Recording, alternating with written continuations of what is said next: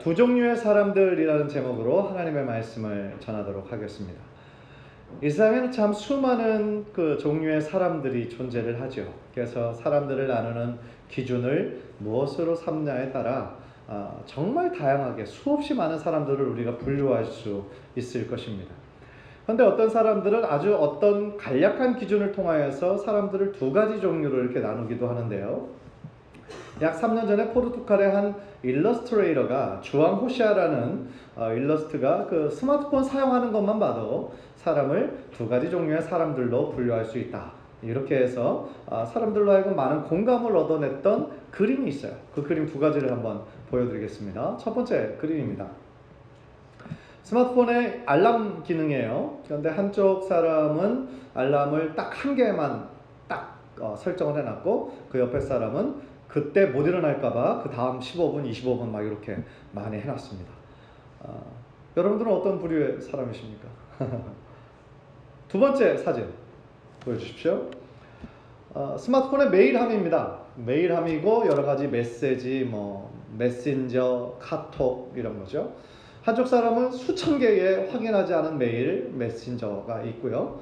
또 한 사람은 하나도 없어요. 그 무슨 얘기입니까? 다 체크하고 스팸은 스팸으로 다 버리고 매일같이 정리하는 사람인 거죠. 여러분들은 어떤 부류의 사람이십니까?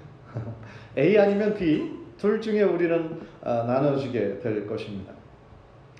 물론 이것은 이제 정말 수없이 많은 기준 중에 그저 한 가지 기준이죠. 절대적인 기준은 아닙니다. 어떤 사람은 좋아하는 정당으로 민주당인지 공화당인지 그거를 통해서 사람들을 쉽게 나누기도 하고요.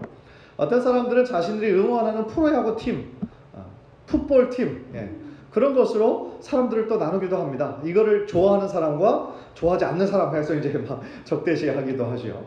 어떤 사람은 좋아하는 연예인, 좋아하는 가수, 그런 걸로 또 쉽게 나누기도 합니다. 그런데 그런 기준들은 진리의 차원이 아니라 취향의 차원이에요. 그렇죠? 개인적인 취향의 차원입니다. 그저 다름을 인정하면 돼요. 혹 어떤 사람이 자신의 의견과 다른 것을 인정하지 못하고 무조건 틀렸다고 해버리면, 그래서 목숨 걸고 그 사람과 싸우면, 취향과 다른 사람하고 싸우면 어떻게 될까요? 아마 이 사회생활 하기가 어려울 겁니다. 주변에 적들이 많아질 거예요. 그러나 우리가 특별히 신앙인으로서 어떤 진리에 대한 입장을 고수해야 할 때가 있습니다. 개인적인 취향의 차이니까 당신도 그렇게 믿으면 되지 당신도 그 종교에서 얻어서 구원 얻으면 되겠네 라고 우리가 간주할 수 없는 것들이 있다 이 얘기죠. 진리의 차원을 취향의 차원으로 바꿔버리면 그거는 안 된다라는 거예요. 그거는 큰일 난다라는 겁니다. 그런 면에서 지금 바울은 자신이 믿고 따르는 예수님만이 진리인 줄 확실히 알았어요. 확실히 믿었습니다. 그리고 예수님을 알아가면 알아갈수록, 체험하면 체험할수록 정말 예수님이 진리이시구나. 내가 그 전에 예수님을 알기 전에 추구했던 이 세상의 모든 것들은 아무것도 아니었구나. 그저 다 배설물이었구나. 그것을 더욱더 체험하고 되는 것이죠. 그래서 자신이 지금 완전한 모델은 아니지만 예수님을 따라가는 자 중에 한 사람으로 자신을 따를 것을, 빌립보 교인들이 자신을 따라 결국 예수님을 따라갈 것을 지금 사도 바울은 계속해서 빌립보 교인들에게 강조하고 있는 것입니다. 이제 오늘 본문은 이제 지난주하고 바로 이어지는 본문인데요. 한 가지 참 아쉽게도 영어 성경과 영어 원문의 성경을 보면 17절과 18절이 이어집니다. 그래서 18절 앞에 for, 왜냐하면 이라는 단어가 들어서 17절과 18절부터 21절까지가 전혀 하나로 이렇게 묶어지게 되어 있는데 유독 한국 성경에만 왜냐하면 이라는 단어가 빠져 있어요. 참 아쉽지만 그래도 중요한 것은, 분명한 것은 바울은 이 세상에 두 종류의 사람이 있다라고 강조하고 있습니다. 그래서 우리가 크리스찬으로서 어떤 길을 추구하고 어떤 길을 따라야 할 것인지를 굉장히 클리어하게 이야기해 주고 있다는 것입니다. 오늘 본문에서 바울은 이 세상에 두 가지 종류의 사람이 있다고 얘기합니다. 첫 번째 종류의 사람은 십자가의 원수로 행하는 사람들이 있는 반면에 또 다른 부류는 천국 시민으로 사는 사람이 있다는 겁니다. 첫 번째로 먼저 십자가의 원수로 행하는 사람들에 대해서 한번 살펴보기를 원합니다. 18절을 한번 보십시오. 내가 여러 번 너희에게 말하였거니와 이제도 눈물을 흘리며 말하노니 여러 사람들이 그리스도의 십자가의 원수로 행하느니라. 바울이 지금 처음 말하는 것이 아니라 이미 여러 번 말하였고 지금 다시 말하는데 눈물을 흘리며 이야기하고 있다고 합니다. 그 얘기는 뭘까요? 여러 번 얘기했지만 빌립보 교인들이 아직도 그것을 깨닫지 못하고 있다는 거죠. 그래서 그것을 목자의 심정으로 눈물을 흘리면서 너무나 중요한 것이기 때문에 빌립보 교인들을 너무나 사랑하기 때문에 다시 한번 강조한다라는 것입니다. 그렇다면 이 십자가의 원수는 과연 누구를 의미할까? 좀 센 말이잖아요. 십자가의 원수. 사실은 이 십자가의 원수라고 할 때 우리가 생각해 봐야 하는 사람은 십자가의 정신을 붙잡고 사는 사람들입니다. 그러면 누가 십자가 정신을 붙잡고 사는 사람들인가? 그렇게 살지 않는 반대의 사람들이 바로 십자가의 원수라고 할 수 있겠죠. 그러면 십자가 정신은 무엇입니까? 여러분 무엇이라고 생각하세요? 여러 가지를 말할 수 있겠지만 핵심은 자기 부인입니다. 마태복음 16장 24절 우리 한번 화면을 보면서 다 함께 한번 읽겠습니다. 시작. 누구든지 나를 따라오려거든 자기를 부인하고 자기 십자가를 지고 나를 따를 것이니라. 예수님이 분명히 말씀하시죠. 나를 따르는 제자의 삶을 살기 위해서는 자기를 부인해야 된다. 그리고 자기 십자가를 지는 삶을 살아야 된다. 결국 십자가의 정신은 뭡니까? 자기 부인의 정신입니다. 또 마태복음 20장 28절 또 화면을 통해 함께 읽죠. 시작. 인자가 온 것은 섬김을 받으려 함이 아니라 도리어 섬기려 하고 자기 목숨을 많은 사람의 대속물로 주려 함이니라. 십자가 정신의 핵심은 자기 부인에 있고 또 섬김과 자기 희생에 있다라는 것입니다.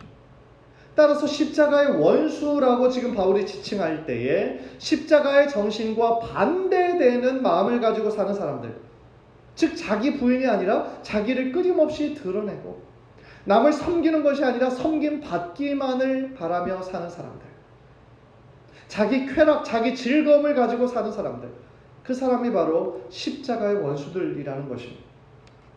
요한일서 2장 15절은 그래서 이렇게 얘기했습니다. 이 세상이나 세상에 있는 것들을 사랑하지 말라. 누구든지 세상을 사랑하면 아버지의 사랑이 그 안에 있지 아니하니. 바울과 사도 요한이 활동하던 당시에 굉장히 영향력이 있었던 이단들, 잘못된 가르침을 주던 사람들이 있었습니다. 영지주의자들입니다. 영지주의자들은 간단히 얘기하면 영혼과 육체를 철저한 이원론으로 구분해서 영혼은 굉장히 소중한 것이지만 육체는 하나도 소중한 것이 아니다. 더러운 존재다. 뭐 이런 식으로 철저하게 이원론으로 구분했습니다. 그래서 믿음은 우리가 믿음을 통해서 구원을 얻는다고 말하는 우리 기독교의 가르침과 달리 그들은 믿음이 아니라 어떤 영적인 깨달음, 나스틱이라고 하는 어떤 영적인 깨달음을 얻어야 구원을 얻을 수 있다라고 가르치던 사람들입니다. 그런데 영주주의 안에는 두 가지 극단이 존재하고 있었어요. 같은 영주주의라고 해서 다 같은 것만을 믿었던 사람들이 아니라 같은 영주주의 안에서도 두 가지 극단이 있었는데 무엇이냐면 영혼은 소중하고 육체는 더럽기 때문에 한 사람은 어떻게 했냐? 한쪽 부류는 어떻게 했냐? 금욕주의를 한 거죠. 그래서 육체는 더러운 거기 때문에 철저하게 자신의 욕심과 자신의 마음 안에 있는 것들을 규제하고 먹는 것과 여러 가지 욕망들을 절제하는 그런 금욕주의자들이 있었던 반면에 또 한 반면은 또 극단이었어요. 육체는 더러운 것이기 때문에 또 영혼의 구원과는 아무런 상관이 없는 것이기 때문에 자기 마음대로 쾌락을 추구하고 탐닉을 하고 그런 게도 상관이 없다. 그렇게 생각하는 두 극단주의였던 것이죠. 그래서 이 두 극단이 다 이상한 거잖아요. 그래서 이런 영지주의 초기 형태가 빌립보 교회 안에 존재하고 있었던 겁니다. 그래서 사도 바울이 생각할 때에 지금 그들을 경계하도록 주의를 기울이고 있는 것입니다. 그들이 생각하는 것이 육체의 자유가 아니라 방종이었기 때문이죠. 육체의 쾌락만을 추구하는 그러한 자들이 지금 있었기 때문인 것입니다. 그래서 19절을 보면 그들의 마침은 멸망이요 그들의 신은 배요 그 영광은 그들의 부끄러움에 있고 땅의 일을 생각하는지라 그랬습니다. 그들의 마침은 멸망이다. 그렇게 극단을 추구하며 사는 자들의 마지막은 멸망이다. 이 멸망이라고 했을 때 구원의 반대 개념인데요. 즉 십자가의 원수로 사는 자들은 구원을 얻는 것이 아니라 멸망받는다는 거예요. 그런데 멸망은 단순히 전멸, 그냥 완전히 그냥 끝, 이게 아니라 영원한 파멸을 의미하는 거예요. 더 무서운 거죠. 지금 눈에 보이는 것만 멸망받는 것이 아니라 영원한 파멸이라는 겁니다. 무슨 얘기예요? 우리 눈에 보이는 인생이 전부가 아니라는 겁니다. 우리 눈에 보이는 인생 이후에 또 다른 영원한 삶이 기다리고 있다는 겁니다. 예수님을 믿고 구원을 얻는 자들에게는 영원한 생명이 기다리고 있지만 예수님을 믿지 않고 예수님을 끝까지 부인하고 거절하는 자에게는 영원한 멸망이 기다리고 있다는 겁니다. 무서운 말씀인 거죠. 우리들의 육체의 인생 아무리 길어도 100년입니다. 100세 인생 요즘 얘기하지만 건강이 의학이 좋고 건강이 이제 좋아져서 그러나 사실 누가 장담하겠어요. 100년이라는 인생 우리가 언뜻 생각하면 긴 인생 같지만 영원이라는 시간에 빗대어서 100년을 보면 점에 불과합니다. 절대로 긴 시간이 아니에요. 100세라는 유한한 시간이 끝나고 나면 100세가 될지 그 이전이 될지 모르지만 그 유한한 시간이 끝나면 영원한 시간이 기다리고 있다는 거예요. 따라서 우리는 육체적인 눈만으로 어떤 눈에 보이는 현상만을 바라볼 것이 아니라 영적인 그 끝을 우리는 바라보며 살아가야 된다는 것입니다.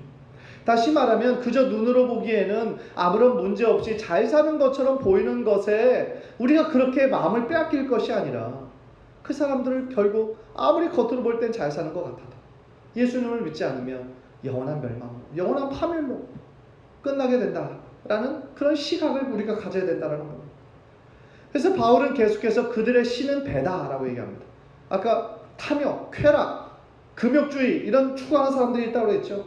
여기서 말하는 배는 스토막, 우리 배, 그 배를 의미해요. 그러니까 이 말은 상징적으로 자신의 육체의 배만 원하는 자들, 그러니까 자신들의 유욕, 자신들의 어떤 욕망, 그런 것들을 신처럼 숭배하는 자들이라는 거예요. 그래서 자신의 욕심대로 쾌락을 추구하며 방종하는 자들을 지금 묘사하고 있는 단어인 것입니다. 그들의 영광은 그들의 부끄러움에 있다라고 그랬어요. 이것은 반어법입니다. 정말 우리가 생각해 너무나 부끄러운 것들인데 그들은 그것을 영광스럽게 생각하고 자랑한다는 거예요. 쉽게 예를 들어서 막 쾌락을 추구하고 지금 반인륜적인 그런 일들, 사이코패스들이 세상에 많잖아요. 방화하고 강간하고 심지어 사람을 살인하고, 그런데 그런 것들에 대한 죄의식이 전혀 없는 사람들이죠. 왜 그랬습니까? 아마 피식피식 웃고 이런 그런 사람들도 존재하잖아요. 언제나 가치관을 완전히 잃어버린 사람들, 쾌락에만 빠져서 내가 이렇게 살던 so what? 이런 사람들. 그래서 그런 것들을 부끄러움이 아니라 자랑으로 영광으로 생각하는 자들, 십자가의 원수라는 겁니다. 그래서 바울은 에베소서 5장 12절에서 그들이 은밀히 행하는 것들은 말하기도 부끄러운 것들이라 그렇게 얘기합니다. 말하기도 부끄러운 것들을 지금 어둠 속에 있는 사람들이 행하는 거예요. 그래서 이 에베소서 5장 문맥을 보면 빛의 아들들과 어둠에 속한 그 사람들이 얼마나 다른 삶을 살고 있는지 지금 바울은 묘사를 하고 있는 것이거든요. 얼마나 안타까운 일입니까? 하나님께서 우리들에게 주신 육체는 하나님의 선물입니다. 영주주의자들이 생각하는 것처럼, 그렇게 믿는 것처럼 영혼은 소중하고 우리 육체는 더러워, 그런 게 아니에요. 육체 자체가 더러운 것이 아닙니다. 혹시 우리들 중에 육체적인 것은 소중한데 우리들의 육체는 아무것도 아니다라고 생각하는 사람이 있으면 그건 아닌 거예요. 잘못된 것을 믿고 있는 거예요. 우리 한 사람 한 사람 다 소중한 것이고 하나님께서 하나님의 형상으로 우리들을 아름답게 지으셨습니다. 우리들의 영혼만 아름답게 지으신 것이 아니라 우리들의 육체도 다 아름답게 지으셨어요. 그렇다면 우리 크리스찬들은 우리 육체를 어떤 마음가짐으로 생각을 해야 될까요? 고린도전서 6장 19절 20절입니다. 우리 한번 다 함께 읽겠습니다. 시작. 너희 몸은 너희가 하나님께로부터 받은 바 너희 가운데 계신 성령의 전인 줄을 알지 못하느냐? 너희는 너희 자신의 것이 아니라 값으로 산 것이 되었으니 그런즉 너희 몸으로 하나님께 영광을 돌리라. 아멘. 우리 몸이 왜 귀한 것입니까? 성령님이 계시는 전이잖아요. 우리들 안에, 여러분들 안에 성령님이 거하시는 성전입니다. 그래서 귀해요. 이 육체는 내 자신의 것이 아니라 하나님의 것이라고 얘기합니다. 왜요? 십자가 위에서 예수님께서 자신의 보혈로, 핏값으로 우리들을 사셨어요. 사실은 우리들이 죄값으로 인해서 우리들이 죽었어야 되거든요. 우리들이 너무나 수없이 많은 죄들을 졌기 때문에. 그러나 그 죄의 그 값을, 그 죄의 결국은 사망인데, 내가 죽어야 하는 그 자리를 예수님께서 대신 십자가에서 피 흘려 주셔서 우리들이 갚아야 할 그 빚을 다 페이오프 해주셨어요. 그게 바로 대속하셨다라는 거예요. 페이오프 해주셨다라는 거예요. 따라서 우리들의 몸은, 우리들의 삶은 이제 나의 것이 아니라 누구의 것이에요? 하나님의 것이에요. 예수님의 것이에요. 예수님께서 다 대속하여 우리를 하나님의 자녀로 사셨어요. 그래서 이제 내 몸은 내 것이 아니에요. 이제 우리는 주님의 소유가 된 것이죠.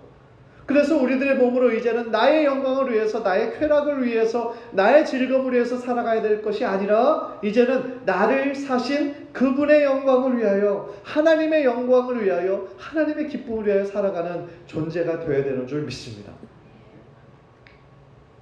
그런데 안타까운 건 뭔지 아십니까? 아직 예수님을 안 만난 사람들은 세상 가운데서 자신의 쾌락을 추구하면서 자신이 막 성취감에 빠져서 세상을 위해만 사는 것이 당연하잖아요. 그건 당연한 겁니다. 당연한 건데, 안타까운 것은 뭐냐? 주님을 만났음에도 불구하고 여전히 세상의 것에 참 소망을 두고 살아가는 자들이에요. 그게 안타까운 거죠. 차원이 다른 하나님이 주신 은혜의 기쁨, 구원의 감격을 맛보았음에도 불구하고 여전히 세상 가운데서 하나님보다 세상을 더 사랑하는 사람들 있을 수 있다는 거예요. 혹시 롯의 아내를 기억하십니까? 소돔과 고모라 성에서, 다 소돔과 고모라 성이 얼마나 죄악이, 끔찍한 죄악들이 있었습니까? 그때부터가 막 동성애들이 막 넘쳐났었죠. 그래서 하나님께서 딱 의인들을, 하나님 믿는 사람들을 구원해내시기로 하셨는데, 찾고 찾아서 겨우 롯의 가정만 찾은 거죠. 그래서 롯과 롯의 아내와 두 딸을 구원해내기로 하나님 작정하셨습니다. 그래서 천사를 보내셔서 롯과 롯의 아내에게 절대로 뒤를 돌아다보지 말고, 왜냐하면 소돔과 고모라는 막 유황불이 떨어져서 지금 멸망할 거니까 절대로 뒤를 돌아보지 말고 산으로 도망가라 라고 얘기를 했죠. 분명히 경고했습니다. 뒤를 돌아보면 죽게 될 거다. 경고했어요. 천사가 농담하는 존재가 아니잖아요. 그런데 롯과 롯의 아내가 막 부지런히 도망가고 있는데 롯의 아내는 어떻게 했어요? 뒤를 돌아다 봤어요. 그래서 그 자리에서 소금 기둥이 되고 말았어요. 아니, 왜? 분명히 천사가 농담처럼 얘기한 것이 아니라 뒤를 돌아다 보지 말고 곧바로 도망가라고 했는데 왜 뒤를 돌아다 봤을까요? 왜 그랬을까요? 혹시 막 뒤에서 어떤 광경이 일어나는지 너무 궁금했었을까요? 아니면 막 소리가, 처음 들어보는 우레소리가 막 해서 놀라서 뒤를 쳐다본 것일까요? 아니에요. 미련 때문에 그랬어요. 미련 때문에. 왜 저렇게 아름다운 도성이, 그 롯도 제일 처음 믿음의 눈으로 바라보기 전에 아브라함과 그 어느 땅을 선택할 것인지에 대해서 소돔과 고모라를 택했잖아요. 왜요? 눈으로 보기에 너무나 풍족한 땅이에요. 너무나 보기 좋은 땅이에요. 아름다운 곳이에요. 그러니까 롯은 구원받은 거 보면, 그러니까 하나님께서 택하신 걸 보면 이미 하나님의 은혜를 경험한 사람이에요. 구원받은 사람이에요. 그러나 그럼에도 불구하고 그 소돔과 고모라의 어떤 즐거움과 그것들을 미련이 남은 거죠. 그곳에 자신의 집이 있고, 그곳에 자신이 평생 쌓아놓았던 여러 가지가 다 있고, 한 가지도 못 가지고 나오잖아요. 그 아름다운 도성들, 미련이 남은 거죠. 그래서 뒤를 돌아다본 거예요. 그래서 롯의 아내는 몸은 빠져나왔을지 모르지만 그 마음, 그 정신은 여전히 그곳에 있었던 것이죠. 사랑하는 성도 여러분, 우리들의 삶은 어떻습니까? 혹시 롯의 아내처럼 이 세상이 주는 재미에 빠져서 세상 속에 너무 깊이 빠져 있으신 분은 없으십니까? 마치 꿀벌이 꿀통을 발견하고 꿀통 발견하기 전에는 막 여러 꽃들 부지런히 나눠야 되잖아요. 그래서 그것을 모아서 겨우 꿀을 만들어내는데 이 꿀벌이 돌아다니다가 처음으로 꿀통을 발견했어요. 근데 꿀을 먹어보니까 너무 맛있잖아요. 너무 달콤하고. 그러니까 거기서 이게 조금씩 먹다 보니까 내가 그렇게 수고하지 않아도 여기서 내가 잘 먹고 잘 살 수 있겠구나 생각이 든 거죠. 그래서 먹다 보니까 너무 배부르고 너무 행복한 거죠. 근데 너무 배불러서 이제는 이제 그만 나가야 되겠다 했더니 나올 수 있었을까요? 없었을까요? 못 나와요. 왜요? 자신의 이 날개가 다 꿀에 다 젖어버린 거죠. 흠뻑 젖어버렸어요. 나올 수가 없는 거예요. 너무 늦은 거죠. 이 이야기가 주는 상징이 있는 거죠. 우리가 세상에 주는 재미에, 물론 세상에 주는 재미 있어요. 그죠? 어떤 눈에 보이는 성취가 있어요. 그리고 모르겠어요. 우리 재산을 조금씩 증식하는, 돈 많이 버는 그런 것들, 기쁨이 있죠. 세상에 주는 기쁨. 저는 잘 모르겠어요. 근데 있죠. 있어요. 근데 그런 것에 어떻게 보면 너무 재미를 느끼다 보면, 너무 그것에 너무 행복하다 보면 하나님이 주신 은혜를 한번 맛보았음에도 불구하고 세상이 주는 재미 속에 푹 빠져 있는 거죠. 그러다가 나오려고 하면 어느 순간 내 날개도 너무 확 젖어 있어서 나오지 못할 때가 있을 수 있다는 거예요. 주의해야 될 이야기인 거죠. 그래서 신약에서 베드로 사도가 우리 크리스찬들의 삶을 뭐라고 정의했는 줄 아세요? 나그네라고. 나그네. 우리 성도들의 삶은 나그네다. 나그네 삶이 뭐예요? 마치 유목민처럼 어느 한 곳을 정착하지 않고 텐트 치고 다니는 사람들인 거죠. 그래서 우리가 지금 사는 이곳이 영원히 살아야 하는 본향이 아니라 잠시 거쳐가는 거. 아까도 말씀드렸죠. 영원의 시점에서 바라보면 100년을 산다고 해도 100년은 순간인 거예요. 영원한 본향은 이곳이 아니라 저곳에 있는 것이죠. 언제나 기억하십시다. 우리가 이 세상에서 살아가는 동안 정말 열심히 최선을 다해서 살아야죠. 열심히 일해야죠. 열심히 봉사해야죠. 다 중요한 것입니다. 대충 살라는 게 아니에요. 그러나 중요한 것은 우리가 세상 속에 살아가지만 우리는 세상에 속한 존재가 아니라 하나님께 속한 존재라. 아까도 말씀드렸죠. 우리는 값으로 산 것이 되었어요. 이미 우리들의 인생을 예수님께서 자신의 핏값으로, 자신의 생명으로 우리들의 삶을 사셨어요. 그래서 나의 영광을 위해, 내 성취를 위해 살아가는 존재가 아니라 하나님을 기쁘시게 하기 위해, 하나님께서 우리들에게 맡겨주신 그 사명을 이루어드리기 위해 살아야 하는 존재가 바로 우리들이라는 거. 그래서 우리들이 본향은 이것이 아니라 저것이라는 거. 그 의식을 가지고 살아갈 때에 우리들의 삶이 십자가의 원수가 아니라 하나님과 함께 동행하는 십자가의 정신으로 사는 축복의 인생이 되시기를 주님의 이름으로 간절히 축원합니다. 두 번째로 바울은 십자가의 원수와 반대되는, 그럼 우리가 어떤 삶을 살아야 되느냐? 천국 시민, 하늘 시민권을 가진 자들을 지금 소개하고 있어요. 20절 우리 한번 다 함께 읽겠습니다. 시작. 그러나 우리의 시민권은 하늘에 있는지라 거기로부터 구원하는 자 곧 주 예수 그리스도를 기다리노니. 바울은 왜 갑자기 시민권 이야기를 할까요? 빌립보 지역이 로마의 식민지예요. 그래서 로마법을 그대로 행하는 곳입니다.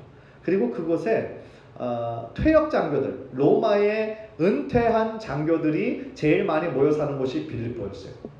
그래서 우리가 영주권 하면은 우리들의 마음에 확 다가오잖아요. 영주권이 뭐고 어떤 의미인지. 이 빌립보 지역의 사람들에게는 시민권 하면 로마 시민권, 이거 너무 좋지. 로마 시민으로 사는 사람 얼마나 많은 특권이 있고 얼마나 많은 것들을 누리고, 너무 눈에 환하고 너무 실제적인 거예요. 그래서 이 바울은 이 시민권이라는 얘기를 하면서 뭐를 얘기하고 있냐면, 너희는 로마 시민권자 부러워하지 말아라. 너희는 그것보다 비교할 수 없는 하늘나라의 시민권자다. 천국 시민권자다. 이거를 얘기해주고 싶은 거예요. 당신들의 이름은 로마에 등록된 건 로마 시민권 그게 아니라 하늘에 등록되어 있다. 그 얘기인 거죠. 당신들의 권리는 로마의 다스림을 받는 그 정도가 아니라 하나님의 다스림을 받는 자들이다.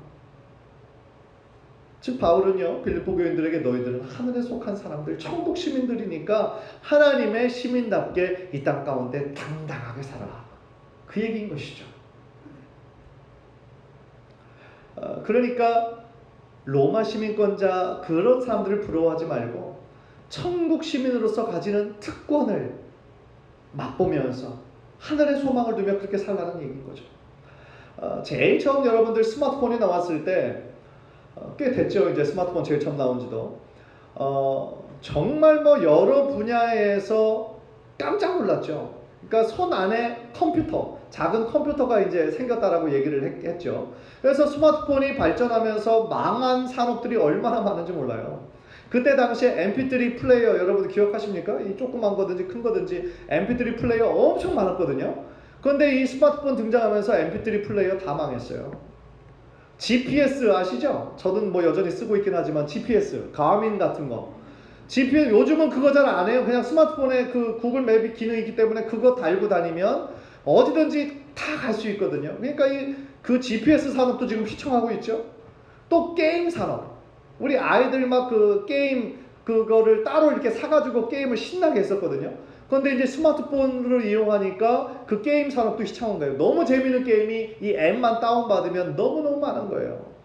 그것뿐입니까? 이제 스마트폰이 등장하면서 종이로 된 신문 사람들이 막 자꾸 끊어요.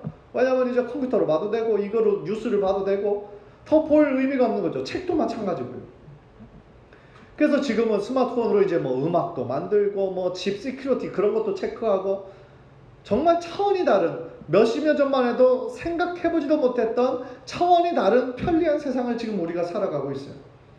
그런데 우리가 이렇게 지금 너무너무 익숙해서 하루만 없어도 몇 시간만 없어도 불편함을 우리가 호소하고 있는데 다시 옛날로 돌아가라고 하면 이미 우리가 지금 이런 것들 다 경험했는데 너무 편리하게 살아가고 있는데 옛날로 돌아가라고 하면 2G로 돌아가라고 한다면 돌아가시겠어요? 2차원 속에서만 살다가 지금 3차원의 3D의 새로운 디멘션을 우리가 경험을 하고 살아가고 있는데 다시 2차원으로 돌아가겠느냐는 거죠. 마찬가지로 하늘나라의 기쁨, 천국 시민으로서의 사는 기쁨은 차원이 다른 기쁨이라는 거예요. 우리가 이 세상에서 누리는 것들이 아무리 좋고 아무리 정말 부러워 보여도 이곳에서 누리는 기쁨은 다 2차원적인 거에 불과한 거지. 우리가 천국에서 누리는 삶, 앞으로 우리가 누리게 될 삶, 영생의 기쁨, 천국의 기쁨은 비교할 수 없는 기쁨이라는 것이죠. 그렇다면 지금 우리의 삶은 어떠냐는 거예요. 우리는 정말 이 세상에 살면서 이 세상에 주는 기쁨과 비교할 수 없는 차원이 다른 그 기쁨을 우리가 아주 조금이라도 맛보며 살고 있느냐는 거예요.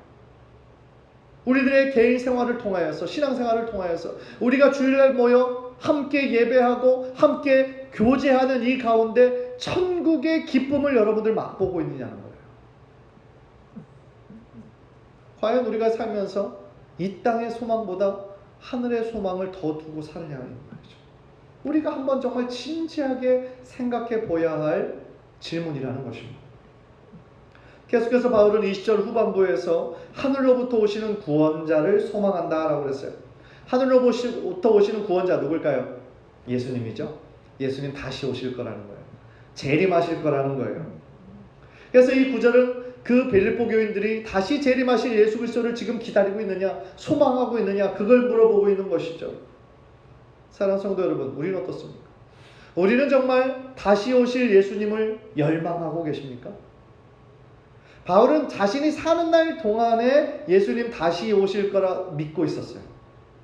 정말이에요. 먼 훗날 올지 바울은 기대하지 않았어요. 자신이 살고 있는 동안 예수님 다시 오실 것을 기대하면서 하루하루 그렇게 살았어요. 만약에 지금 이 순간 예수님 다시 오신다고 한다면, 우리가 예배드리는 이 시간 다시 오신다고 한다면 우리들 마음이 어떨 것 같으세요? 어떤 분들은 할렐루야를 외치면서 마라나타 주 예수 오시옵소서 정말 펄펄 뛰면서 하나님을 찾는 사람들이 있겠죠. 어떤 분들은 저는 없기는 바라지만 지금은 좀 곤란한데 주님 조금만 좀 나중에 오시면 안 되나요? 좀 나중에 좀 어포인먼트를 좀 하시고 좀 때를 주시고 좀 오시면 안 되나요? 그렇게 말씀하시는 분이 혹시 있을지도 모르겠어요. 어찌 보면 우리가 정말 신앙생활하면서 잃어버리고 있는 것 중에 하나가 재림하실, 다시 오실 예수님의 모습을 기다리는 모습이 아닐까. 그런 생각을 한번 해보았습니다. 그러나 성경은 분명히 우리 모든 크리스찬들에게 예수님의 재림을 기다리고 소망할 것을 명령하고 있어요. 다시 말하면 우리들에게 정말 재림의 신앙이 있다면 우리의 하루하루의 삶 가운데 오늘 다시 오실지 내일 다시 오실지 한 달 뒤에 오실지 그 모습을 기대하며 살아갈 거라는 거예요. 세상 속에만 파묻혀 살지 않고 하늘을 자주 보면서 살 거라는 거예요. 혹시나 구름이 막 이상하게 환상적으로 낀 날을 보면 예수님 오늘 다시 오시나? 기대하면서 하늘을 바라볼 거라는 거예요. 요한일서 3장 3절 우리 한번 화면을 통해서 읽겠습니다. 시작. 주를 향하여 이 소망을 가진 자마다 그의 깨끗하심과 같이 자기를 깨끗하게 하느니라. 이 소망, 주님 다시 오실 거 기다리는 소망인 것입니다. 예수님 다시 오실 때 어떤 일이 날 줄 아십니까? 죽었던 우리들의 몸이 아주 새롭게 부활합니다. 아주 새로운 형태로. 그것을 부활체라고 얘기합니다. 육체도 아니요, 영혼도 아니요. 우리가 평생 보지도 못했고 경험해보지도 못한 새로운 차원의 형태 부활체의 모습으로 다 일어나서 우리가 하나님 앞에 서게 될 거라는 거예요.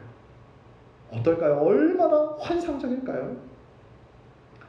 빌립보서 3장 21절 우리 오늘 본문의 마지막 절인데요. 우리 다 함께 읽겠습니다. 시작. 그는 만물을 자기에게 복종하게 하실 수 있는 자의 역사로 우리의 낮은 몸을 자기 영광의 몸의 형체와 같이 변하게 하시리라. 바울이 지금 오늘 본문에서 얘기하고 있어요. 낮은 몸, 무슨 왜 낮은 몸일까요? 늙을 몸이잖아요. 우리가 병들 몸이잖아요.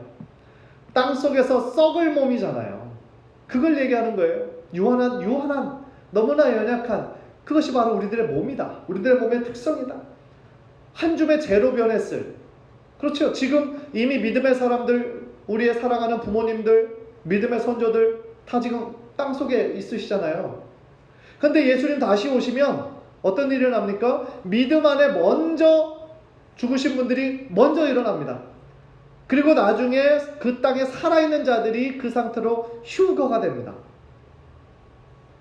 그래서 부활체와 같이 영광스러운 몸으로 다 부활한다는 거예요. 그러니까 예수님이 부활하신 것이 우리들에게 왜 기쁨인 줄 아십니까? 예수님이 부활의 첫 열매가 되신 것처럼 우리도 다 부활할 것을 믿기 때문인 것이죠.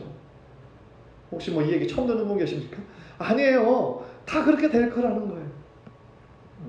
그래서 몇 년 전에 제가 황당한 얘기를 들었는데 어떤 분은 이렇게 얘기하더라고요. 크리스찬은 화장하면 안 돼요. 그러더라고요.